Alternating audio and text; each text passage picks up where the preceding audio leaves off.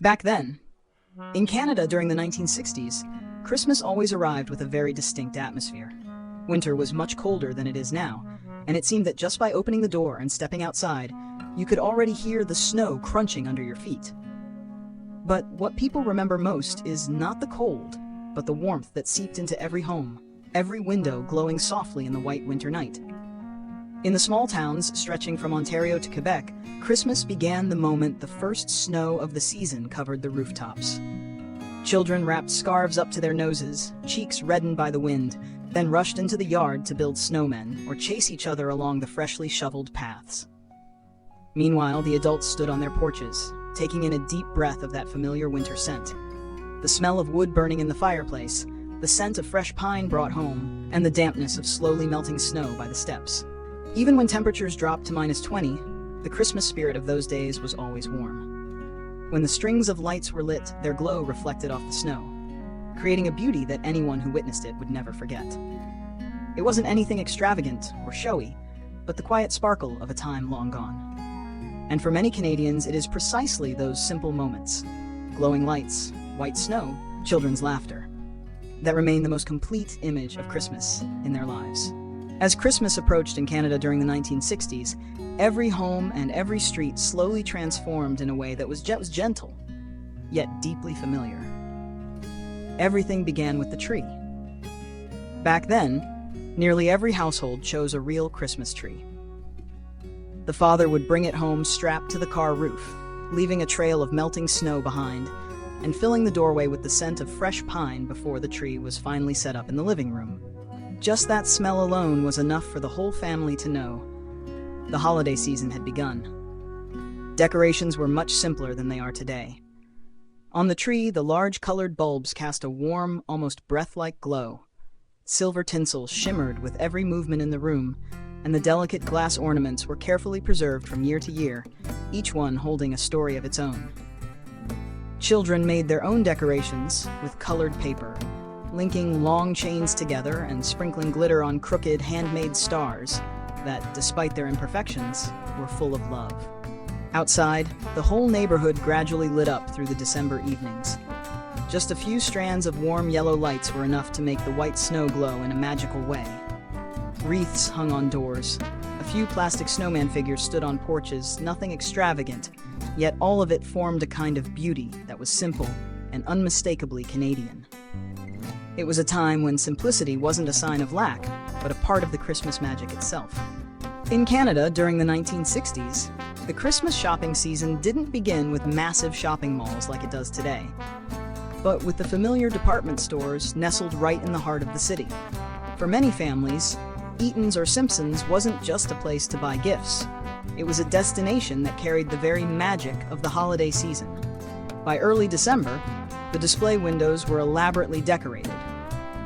People would stop to admire miniature scenes of the North Pole, Santa's toy workshop, or tiny trains circling through snowy landscapes. Children pressed their faces close to the glass, their breath fogging the surface, eyes wide at the glittering little world before them. Inside the store, the soft ding of floor bells and the murmur of voices blended into a soundtrack unique to the holiday season.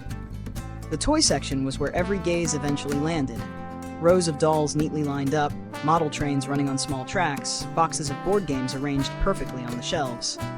And of course, there was always a Santa Claus, waiting patiently to hear the wishes of every child. The streets back then were different too. No LED lights, no loud displays. Just snow-covered roads, warm yellow light spilling from shop windows onto the pavement, and bundled-up people carrying gift bags as they hurried through the cold wind. A kind of quiet peace, distinctly Canadian.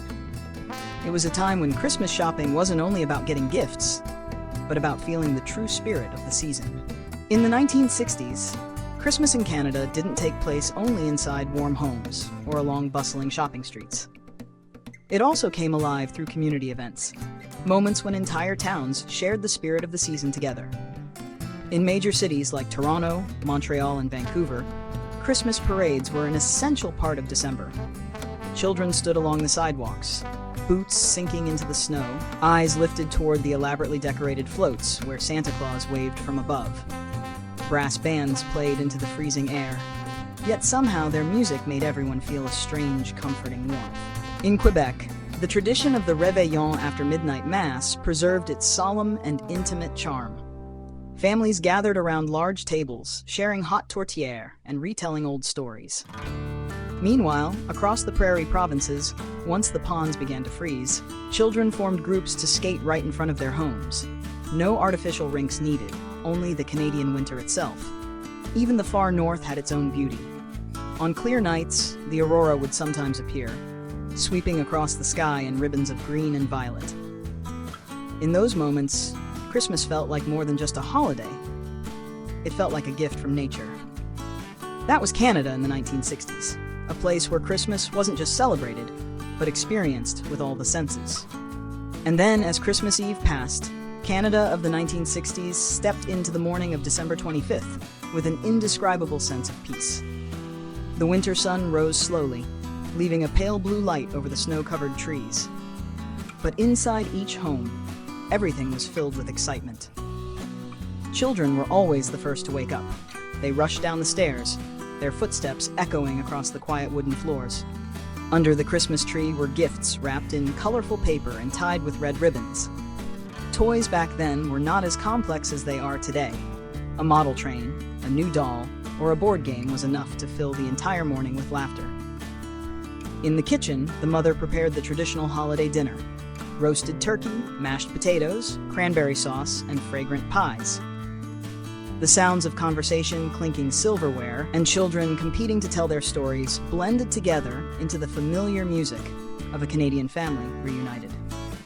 In the afternoon, everyone gathered around the black and white television, or the very first color set they had just bought, watching the special programs that only aired during Christmas: Rudolph, Charlie Brown, or The Wizard of Oz.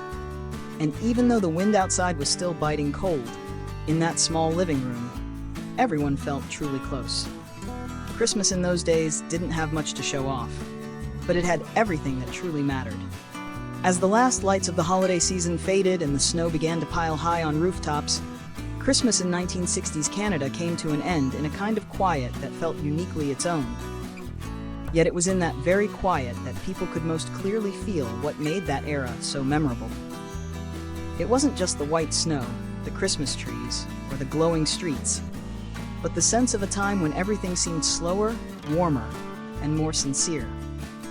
Those memories, the laughter of children in sub-zero weather, the scent of pine filling the living room, the evenings spent gathered around the television, the drives through town to admire Christmas lights from an old car, became part of the collective memory of an entire generation. And even though life today has changed so much, those memories remain alive in the minds of those who lived through them. Christmas in Canada during the 1960s wasn't defined by extravagance or technology.